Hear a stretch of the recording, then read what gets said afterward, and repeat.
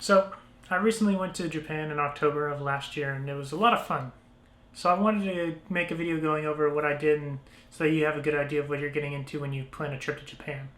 In this video I'm going to be going over the plane tickets, what the JR Pass is, and if you should get it, and some fun events if you can go on during Japan.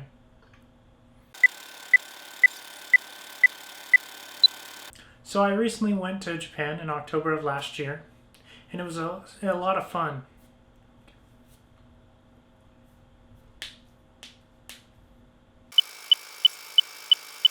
So I recently went to Japan in October of last year, and it was a lot of fun.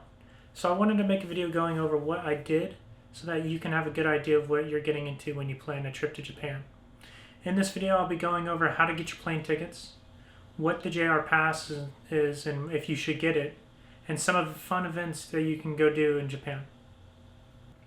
When I flew with United and it was very pleasant. This was my first time flying where I had to find the flight myself. And when I say myself, I mean my fiance finding it. So I'll tell you what she used to find a decent price. I believe our tickets were about $1,200 each, or around that. What she used was the date grid on Google Flights. It's an easy tool to pick your departure and return flight, and as of writing this script on January 19th, 2024 at 6 p.m., the best flights are leaving on a Saturday. I believe prices change depending on what time of day you look at them, or at least that's what I've been told before. The best time to buy a flight, in my opinion, is around 3 months before the trip. The next question is, when's the best time to go to Japan? And that is a heated debate.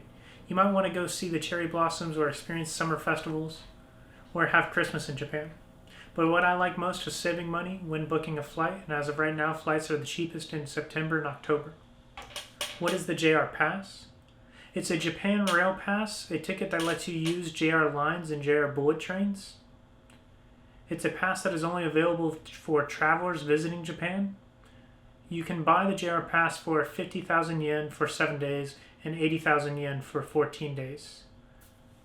That's what it is now. Is it worth getting it? Yes, in my opinion. One thing that you need to know is that if you buy the 7-day pass, it is not a week, it is 7 days. If you buy it on a Monday, it will be over and done on this following Sunday. So take that into consideration when you're buying it and setting the activation date.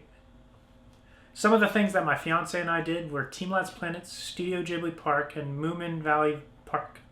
I'll start by saying that Team Labs was super overrated. It was a cool experience, but some minor issues made it overrated in my opinion. I don't like water, and there's a whole section that's full of water that's like knee deep. And I had my camera with me, so it was very anxiety inducing, because what if I tripped and fell in the water with my camera? It would just don't bring your camera if you go, otherwise you might have fun. Ghibli Park was pretty big, and we only went to the Grand Warehouse, and it was loads of fun looking at all the props and seeing many different Ghibli characters. I would have to say that's my favorite part, just because the gift shop that was there had a lot of good stuff that I bought for my friends and I. Moomin Valley Park is a lot of walking, but it was super duper fun, and when we went it wasn't that hot, but I did work up a sweat. So be careful of that if you go during the summer. Thank you so much for watching.